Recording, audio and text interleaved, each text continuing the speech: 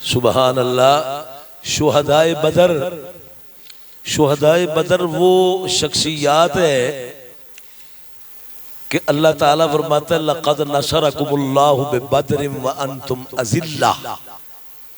तहकीक है महबूब, अल्लाह ने आपकी मदद की बदर में जब कि तुम बेसरो सामान थे। सुबहान अल्लाह। वो ऐसी मदद और क़यामत तक के लिए कुरान पाक के सुनारी अल्फाज में आ चुका है। इस्तस्तगीसून रब्बकुम फस्तजाब लकुम अन्नी मुमिद्दुकुम बिअल्फिन मिनल मलाइकति मुर्दिफीन।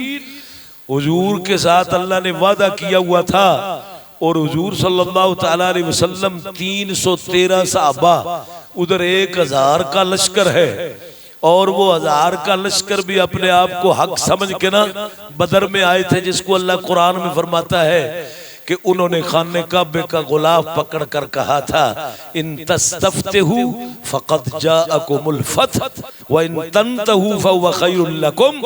उन्होंने कहा था या अल्लाह, हम तेरे हरम में आकर तुझसे ये सवाल करते हैं कि अगर तेरा नबी सच्चा है तो उसे फतह दे दे, अगर मैं अबू जाल और काफिर सच्चे हैं तो हमें फतह दे दे।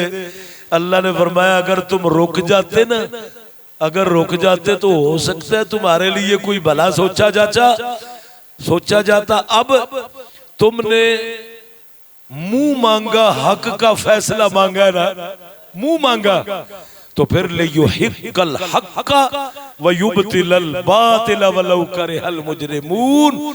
हम हक हक करके दिखाएंगे, बातिल बातिल करके दिखाएंगे। तो 5000 फरिश्ता नाजिल हुआ, जिसको अल्लाह फरमाता है बिसलासति आलाफिन, दूसरी आयत में बिखम्सति आलाफिन मिनल मलाइकति मुसव्विमीन। अल्लाह के फरिश्ता तो एक भी काफी था। हजरत जिब्रील की ताकत पता क्या ताकत है? कुरान पाक पढ़े ना, फजअलना आलियहा साफिलहा। कौम लूत के जमीन के खित्ते को जिब्रील अपने पर की नोक के ऊपर उठाकर आसमान के करीब ले गया। मुफस्सिरीन लिखते हैं जो उस खित्ते के ऊपर मुर्ग थे ना, उनकी अजानों की आवाज आसमानों पे सुनाई दी जाती थी। उस खित्ते को हजरत जिब्रील ने अपने पर की नोक पे उठा लिया। तो क्या ये 1000 बंदा जिब्रील के लिए कोई ताकतवर था? अल्लाह ताला ने क़यामत तक के लिए इन सहाबा को ये शर्फ बख्शना था कि ऐ महबूब, जो इस जंग में शरीक हो चुके हैं ना, जिंदगी भर कोई भी नेक अमल ना करे तो इनका जंग में शरीक होना ही जन्नत में जाने के लिए काफी है।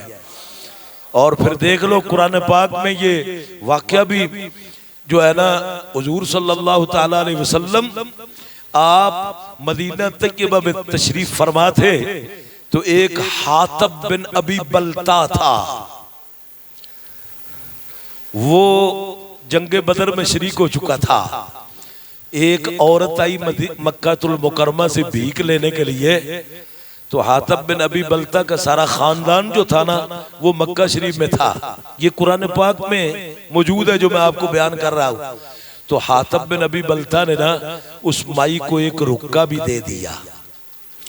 वो रुक्का लेकर माई खाक के बाग में पहुंच चुकी थी।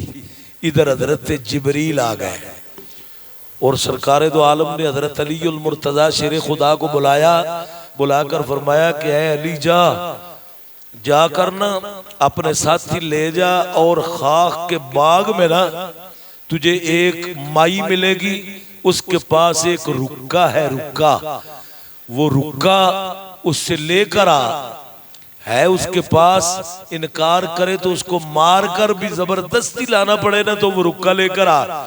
हजरत अलीउल मुर्तजा शेर खुदा, ये गैब की खबर है, आप गए जहां पे सरकार ने फरमाया था वहां ही वो औरत थी, वहां ही औरत थी।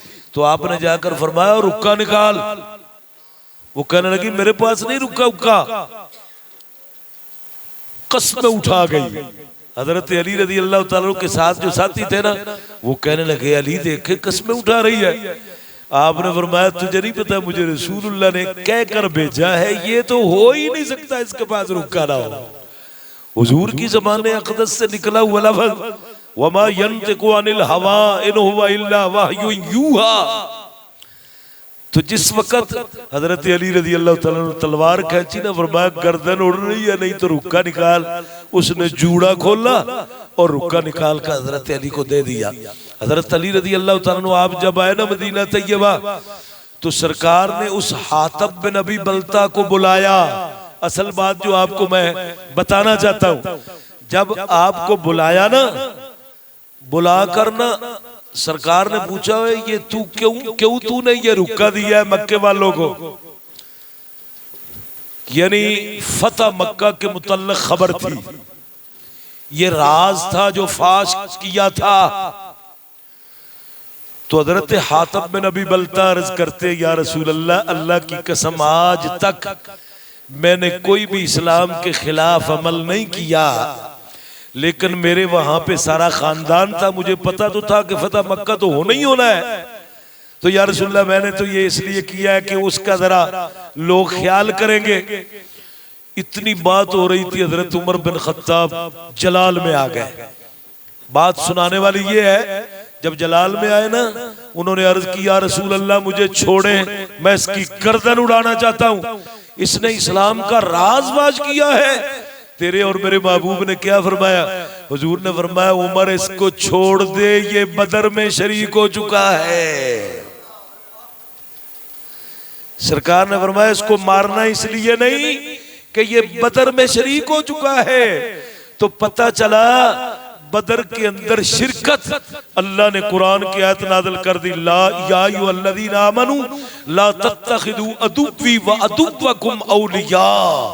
ये आयत उस वक्त नाज़िल हुई थी, ऐ ईमान वालो अपने और हमारे दुश्मनों को दोस्त ना बनाया करो।